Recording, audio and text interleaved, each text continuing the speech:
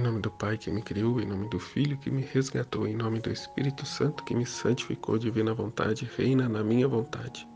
Ó minha mãe, eu te amo e tu me amas, dá-me um gole da vontade divina para minha alma. Abençoa-me, mãe, para que eu possa fazer todas as minhas ações diante de vossos olhos maternais. Eu não sou nada, Deus é tudo, Pai, eu te amo. Vinde, Espírito Santo, vinde por meio da poderosa intercessão do Imaculado Coração de Maria, vossa amadíssima esposa e nossa mãe. Vinde, Espírito Santo, vinde por meio da poderosa intercessão do Imaculado Coração de Maria, vossa amadíssima esposa e nossa mãe. Vinde, Espírito Santo, vinde por meio da poderosa intercessão do Imaculado Coração de Maria, vossa amadíssima esposa e nossa mãe. Amém. Suprema Majestade, eu venho em sua divina vontade, em nome de todos, do primeiro ao último homem que existirá na terra, para dar a ti as homenagens que tens direito, as adorações, os louvores, o amor que cada criatura lhe deve, as ações de graça e fazer todas as reparações por todos e por cada pecado. Vem, Senhor, na tua divina vontade, dou-te a minha vontade humana por meio do Imaculado Coração de Maria, que possui todos os dons e os frutos da divina vontade. Dá-me a tua divina vontade, vem, divina vontade, nesta ação que estou a fazer e em todas as ações que farei durante este dia. Amém, Fiat. Meditação e partilha do Livro do Céu da Serva de Deus Luísa Picarreta. 4 de outubro de 1907. A cruz enxerta a divindade na humanidade. Continuando meu habitual estado de privações e, portanto, com pouco sofrimento, estava dizendo para mim, não só de Jesus, estou privado, mas também o bem dos sofrimentos me é tirado.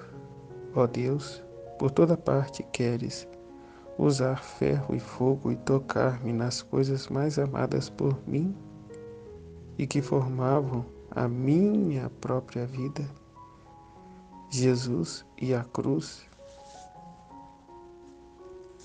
Até outro dia foi falado a respeito disso, né? No que dependesse de Luísa, ela seria vítima por todo o resto, né, de vida que ela tinha. Mas Jesus a chamou para algo muito maior, né, a ser essa filha da divina vontade, a primeira. Né? Então, portanto, não. Aqui ela reclamava, né, de não estar sendo mais vítima, que é o que ela mais queria. Como disse, é o que ela iria fazer, né, segundo os planos dela, por toda a vida dela.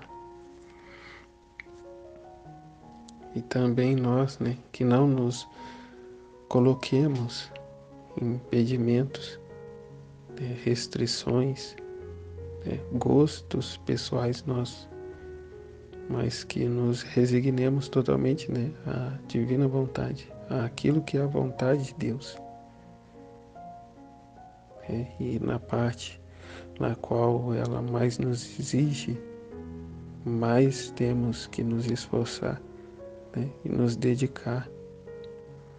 Igual aqui no caso da Luísa, o que mais exigia-se dela era que ela deixasse essa posição de vítima, a qual ela via, né, com tanta repugnância, né, porque no trecho anterior ela falava disso, né, que Jesus não colocava mais, né, no estado de vítima, e, portanto ela se via abandonada, né, como que rejeitada por Deus, por não servir mais para nada.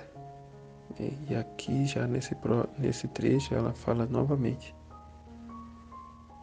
né, que agora além dele fazer ela sofrer as privações dele, ele ainda não a coloca mais no estado de vítima. Mas já porque aqui ele já está a conduzir ela para uma outra direção, né? Mais profunda, que são os conhecimentos da divina vontade, a vida divina e não mais a santidade das virtudes. Então ela continua. Se sou abominável a Jesus por causa das minhas ingratidões, tem razão em não vir. Mas tu, ó cruz, a ti o que te fiz que tão barbaramente me deixaste? Ela não sofria mais. Ah, talvez eu não tenha feito uma boa cara quando você veio.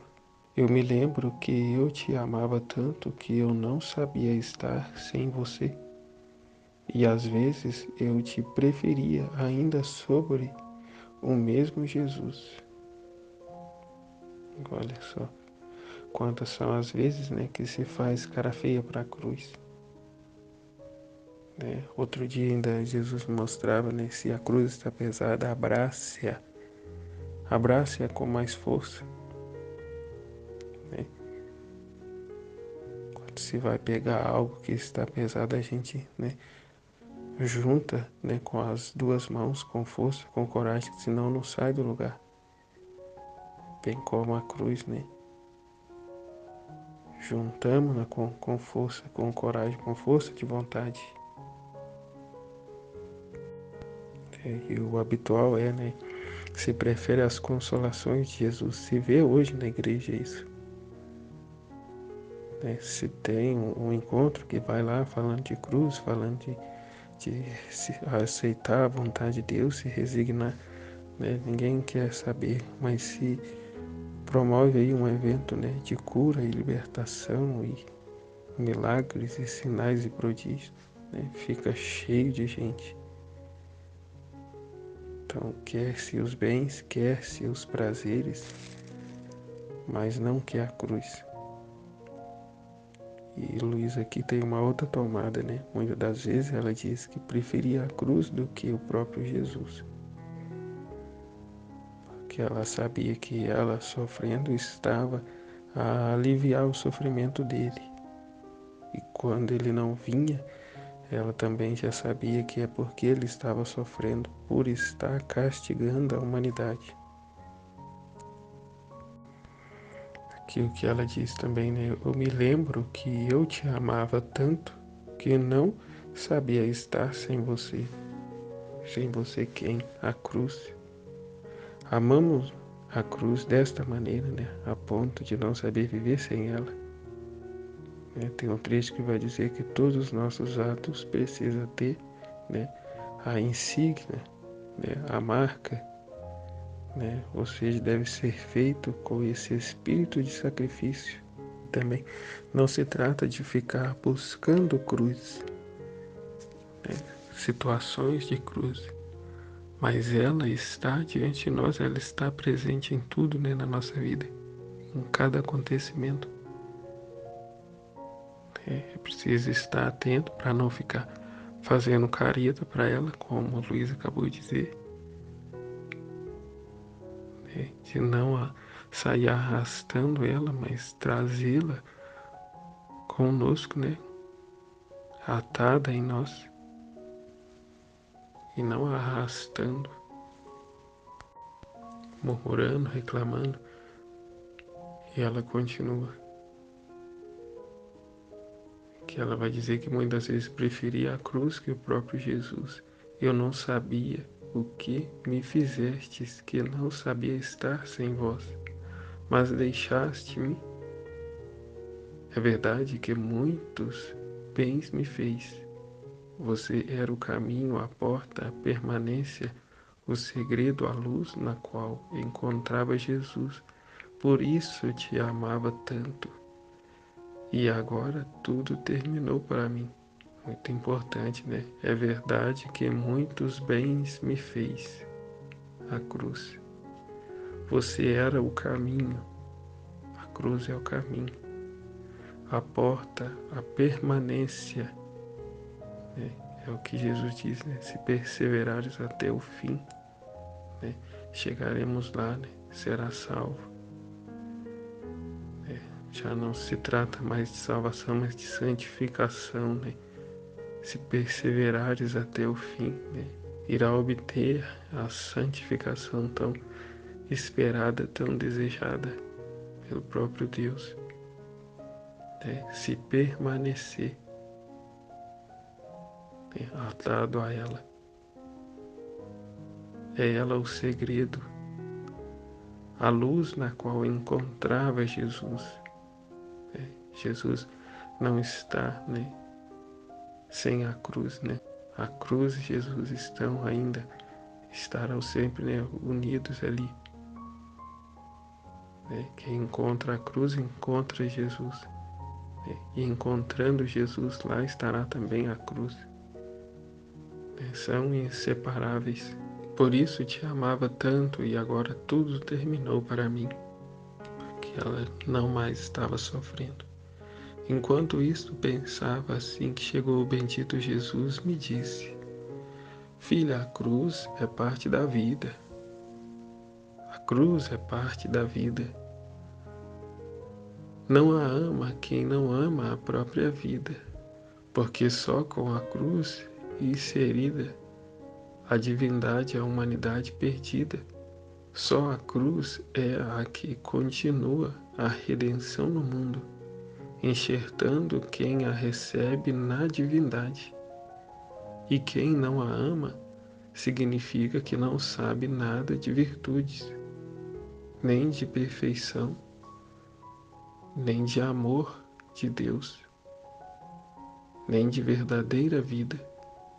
Acontece como a um rico que, tendo perdido as riquezas, se lhe apresenta um meio para adquiri-las de novo, e talvez demais, quanto não amaria este meio, e não poria a própria vida neste meio para encontrar de novo a vida nas riquezas. Assim é a cruz. O homem tinha se tornado paupérrimo, e a cruz é o meio não só para a salvar da miséria, mas para o enriquecer com todos os bens. Por isso a cruz é a riqueza da alma, que desapareceu. E eu fiquei mais amarga pensando na perda que tinha sofrido. Né? A cruz é a riqueza da alma. Então Jesus vai dizendo que a cruz é a parte da vida. Se queres a vida, então, né, abrace a cruz. E somente não a ama quem não ama a própria vida. De fato, né, que dá vida, que dá vazão às suas próprias vontades, né, às suas inclinações, às suas concupiscências, né, e se deixam levar por ela, ignorando, né, a via de santificação, né, o caminho da cruz, mas não quer sofrer nada, né, quer se dar aos prazeres, né, julgando ser demasiado, né, julgando ser demasiado a condição em que se encontra, mas Jesus nos deixa claro, né, nas Sagradas Escrituras que não é posto uma cruz, né, pesada, por demasiado pesada, né, nos nossos ombros. Mas Ele tem a medida, o tamanho para cada um, né, e prontamente também o amparo, a força para cada um poder suportar. Né, e como foi dito num trecho também, né, que Ele nos quer ver lutar, né, Ele nos quer ver, né, nos esforçar para estarmos e permanecermos unidos a Ele, né, resignados à vontade dEle, e portanto, venha o que vier, né, nos submetemos às cruzes, às situações, né, colocamos, né, entregamos a nossa vida, se preciso for, para não o ofender, para não nos separar dEle. Então, assim deve de ser a nossa postura, a nossa conduta. A não mais ceder como antes aos nossos apetites. A cruz, porque só a cruz insere a divindade à humanidade perdida. É a cruz que vai trazer de volta, essa grande graça, que é inserir a divindade à humanidade perdida, que estava perdida. Só a cruz é a que continua a redenção no mundo, enxertando quem a recebe na divindade. Somos enxertados em Deus, ao recebermos a cruz com a resignação, o amor devido. É como um trecho que dizia antes, a cruz, o sofrimento enxerta, encarna a divindade na humanidade. Que é o que está dizendo aqui, enxerta quem a recebe na divindade. E quem não a ama significa que não sabe nada de virtudes. A virtudes é propriamente isso, É nos resignar a morrer se preciso for, para não ofender a Deus, não perder a nossa amizade com Ele, não nos afastarmos dele, e, portanto não buscar coisas que nos afastam dele. Então em Luísa foi consumada a santidade das virtudes, mas de certa forma também cada um de nós temos que trilhar esse caminho, de santificação, na santidade das virtudes, mas também já fazendo a transição para a santidade divina, porque é impossível também se viver a santidade divina sem passar, pela santidade humana. Por isso temos os 10 primeiros volumes que se trata da santidade humana, a santidade das virtudes. Então quem não se deixa pregar, atar-se a essa cruz, não pode progredir nas virtudes, porque a cruz é quem vai dar esse último toque, esse primeiro toque, na alma, de modo a dispô-la a Deus. Então, a quem não a ama significa que não sabe nada de virtude nem de perfeição. Jesus é o nosso modelo de perfeição. E qual não foi a unidade, dele para com a cruz ao longo de toda a vida, desde que se encarnou no ventre de Nossa Senhora. Então, nem do amor de Deus, que se prova através do sofrimento.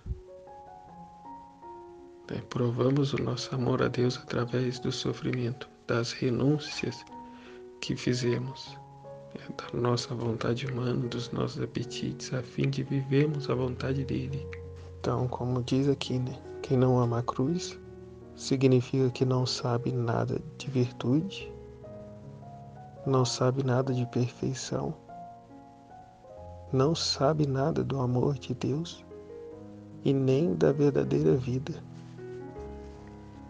que é o deixar os prazeres momentâneos, a vida terrena, as alegrias da vida terrena, para buscarmos já a satisfação, o gozo da vida eterna, da vida futura, cuja qual já trilhamos os primeiros passos já aqui em vida, através dos conhecimentos da divina vontade.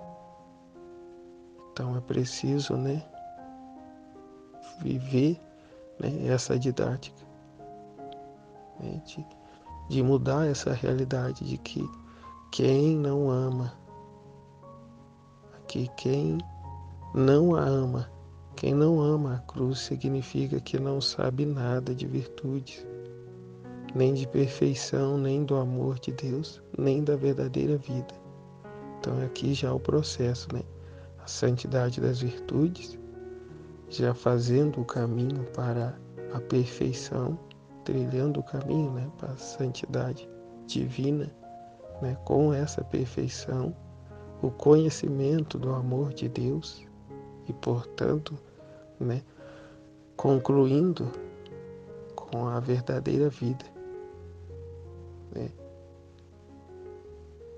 Então se conhece sobre virtudes, né, a perfeição, o amor de Deus e, por fim, a verdadeira vida.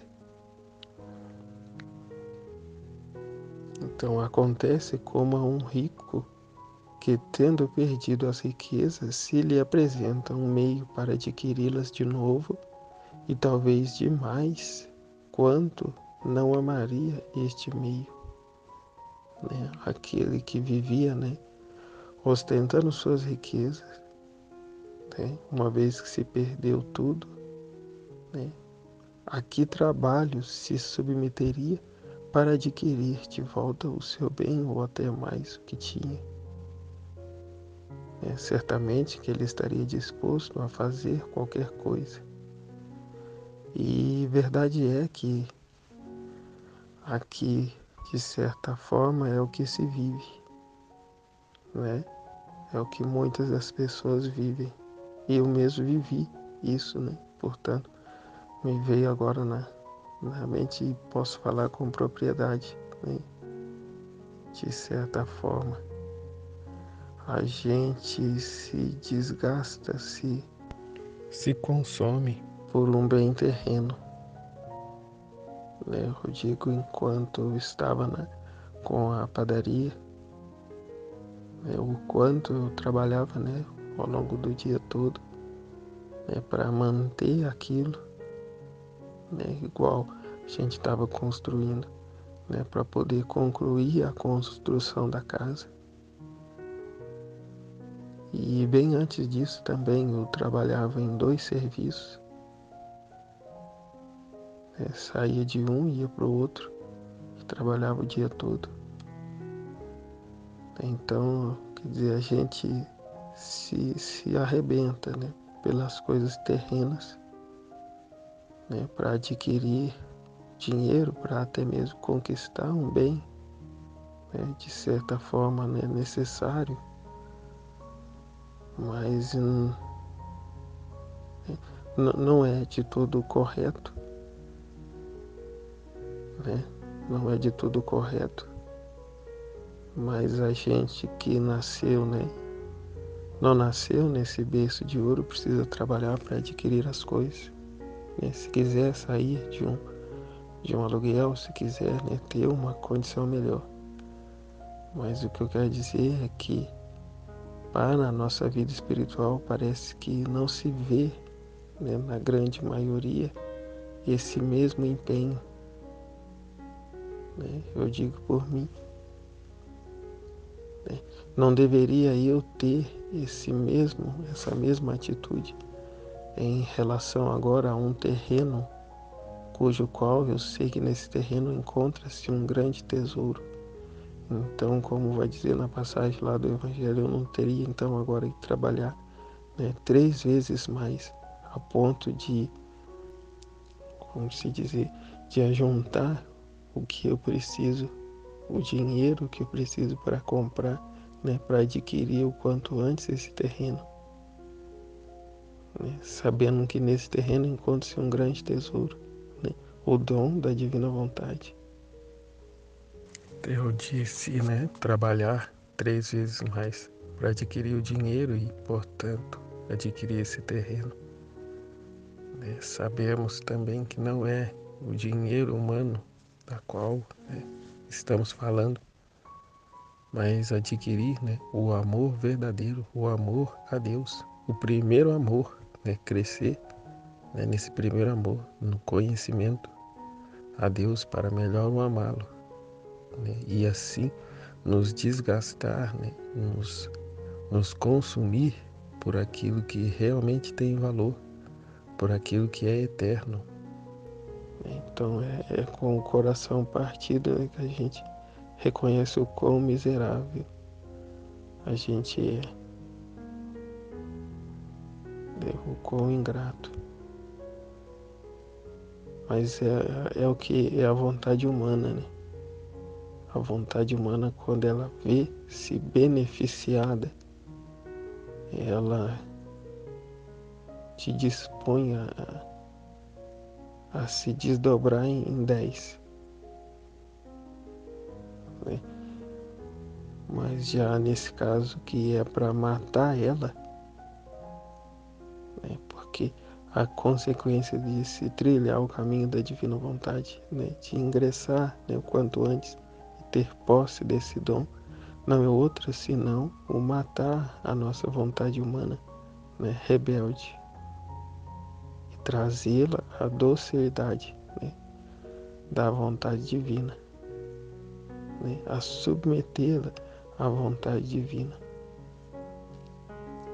E mediante isso ela, né, usará de todos os seus meios para ou te fazer sair, né, da comunidade, abandonar tudo e ir para outros cantos, né, ou se de tudo não conseguindo chegar a tal ponto, ela procura te atrasar, te prejudicar de todos os modos, né? E se há então em si essa grande distração e dispersão já também provocada por ela, né? E não se põe a ter essa grande força de vontade de mudar essa realidade, né? Você vai ficando para trás, vai ficando, né?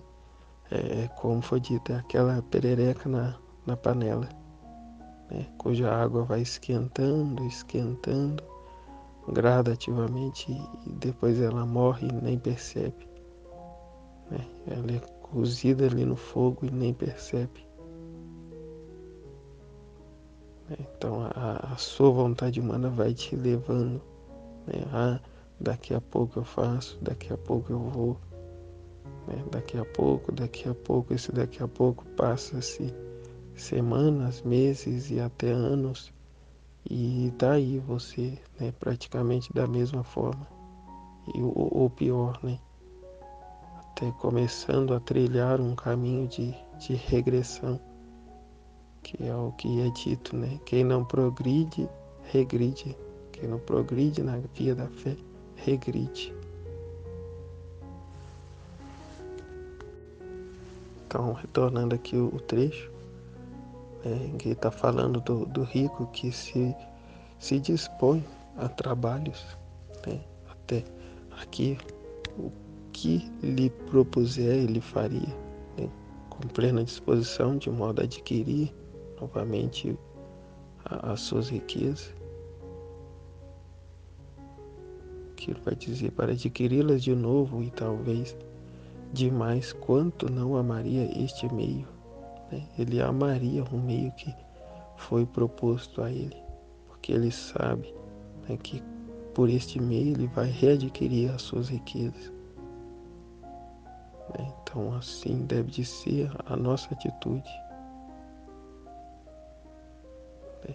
E continue, e não poria a própria vida neste meio para encontrar de novo a vida nas riquezas. Assim é a cruz.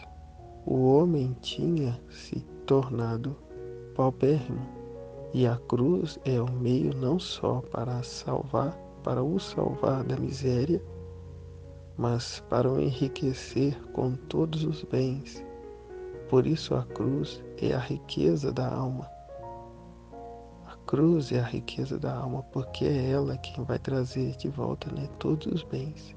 É ela quem vai nos trazer, né, nos colocar frente à graça de vivermos a santidade da santidade, a santidade original, né? E é ela que também, né, irá fazer-nos produzir as moedas, né, as moedas de ouro, para pagarmos, o grande bem que Deus nos dá, a fim de Jesus receber de volta o que ele fez por nós, como foi dito no outro trecho, né? Jesus é esse nosso avalista, Ele fez por amor a nós, porque nós não podíamos pagar, né? Jamais poderíamos pagar essa tão imensa dívida que tínhamos para com o Pai. Ele pegou e fez por nós, para nós, né? Por amor a nós. Mas agora Ele nos dá esse conhecimento, nos dá também a disposição, né, para pagarmos Ele, né, para que com a nossa vida entregue, doada a Ele, possamos continuamente em tudo que fazemos, em cada ato, né, nos batimentos do nosso coração, no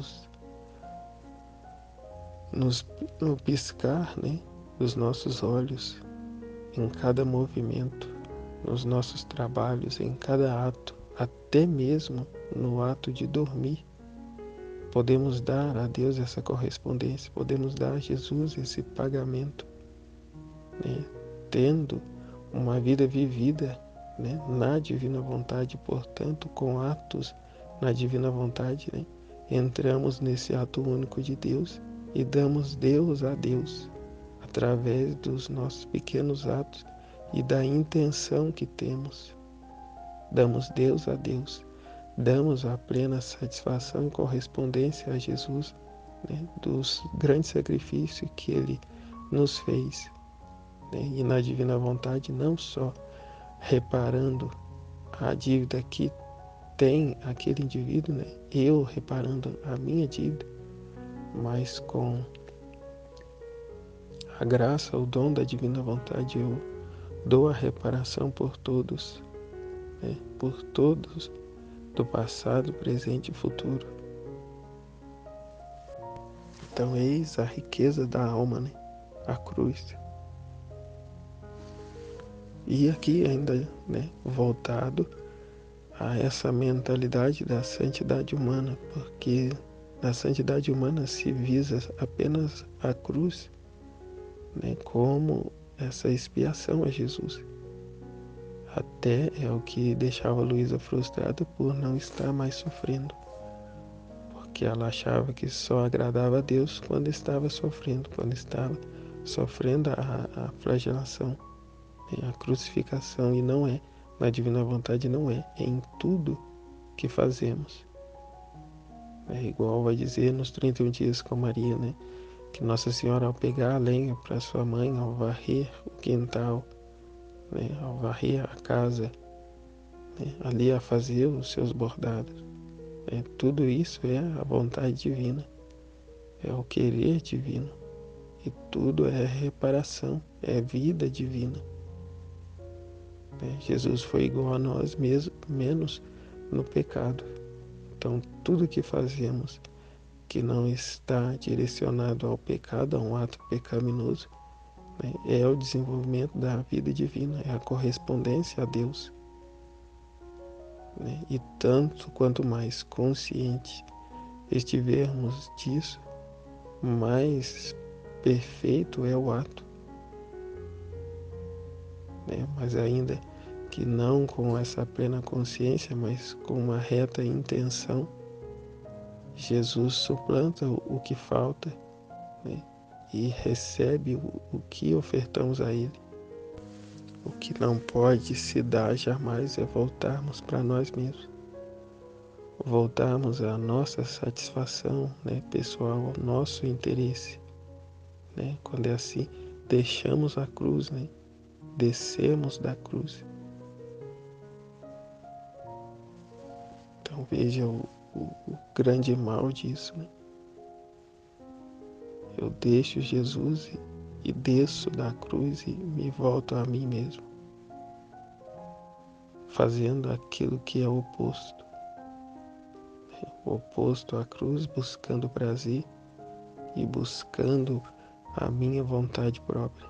Então é uma vigilância ininterrupta que precisamos ter, de modo que um sopro de vento, né, não seja capaz de nos distrair, né, de nos fazer desviar o nosso olhar de Jesus, né, de suas verdades.